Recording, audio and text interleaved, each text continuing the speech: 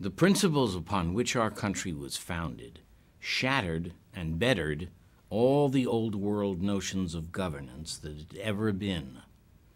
And our Constitution remains to this day nothing short of a political miracle, because it offered the world safe haven and the opportunity to rise on merit above the class and caste system that had kept them paralyzed for the entire history of civilization. As a result, we have, in time, been able to establish a philosophy of education that reflects those revolutionary principles, that no one is above the law, that the people are the final arbiters of political power, and that education is the essential ingredient for all groups, born here or who come here, regardless of gender, caste, class, religion. It took a long time for us to learn how to live by these principles, and our educational system, like our Constitution, is a work in progress. That's why America became more admired than any other nation, because we really did create a meritocracy, and we became known as the political miracle we are. And this miracle is still known to the entire world, except our own kids who aren't taught about it anymore. And as the only nation ever in history to be bound by ideas only, the notion of not teaching civics, which is simply how to run the country, and values unoffered, the values that suffuse the Constitution and the preamble, reason, logic, clarity of thought, common sense, that's as wrong-headed and damaging as an illness of the soul. Our kids don't understand the uniqueness of the notion that the ruler and the ruled could be one thing, which is the real revolution we triumphed in and gifted to the world. That no one had had the guts to do what we did until we did it, proved it, and became the most free, most wealthy country in history because of it. And now Governor O'Malley of Maryland reaches in past all the other subjects and takes out civics and the specific money behind teaching civics, and deliberately takes from our kids the only way they have to learn how to run the country. Legislation has been introduced in one of our states that would end the teaching of all history prior to 1877 because it isn't relevant. Really?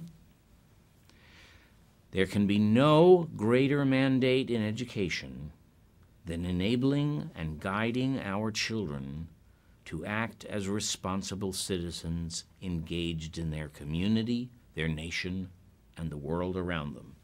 That is our promise to our future. That is our oath. We know that our children will be the source of new ideas, new industries, and new jobs, the source of solutions to new problems facing our world. But in recent decades, we began to systematically dismantle those very potent things that got us to the top of the world.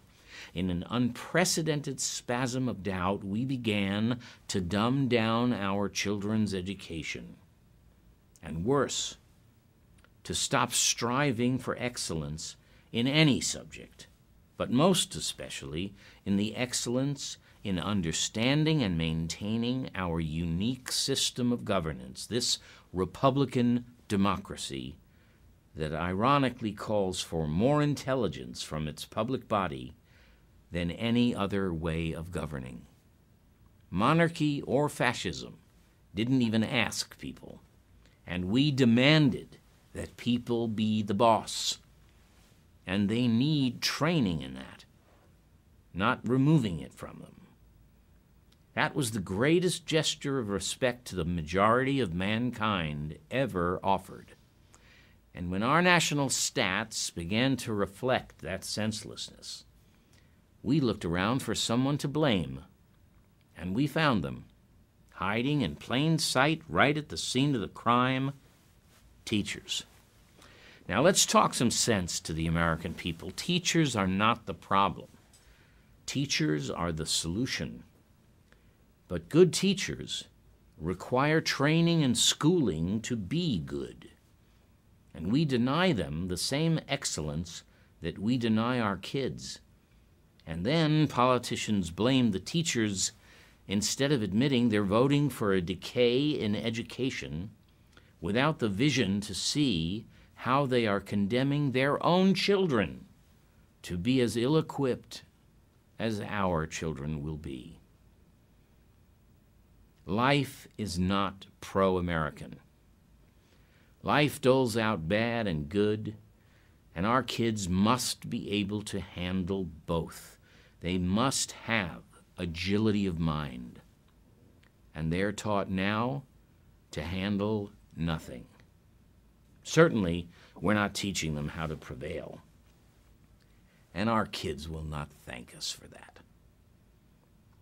Teachers must be given the same room for excellence that we ask for our kids. They must have the tools, the knowledge, and resources they need to convey these truths we hold self-evident to the students they serve, who in turn serve our future.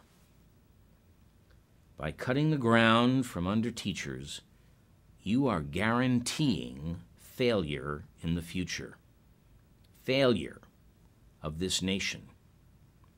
We will be outthought, outmaneuvered, and out of the game. And the self-evident truth of today's America is we are taking out the money and dismissing civics as we seem to dismiss the notion that intelligent is better than stupid. We have no bragging rights about our education system, which seems to be more concerned with suspicion about teachers than obligating ourselves to the mobility of mind of our young.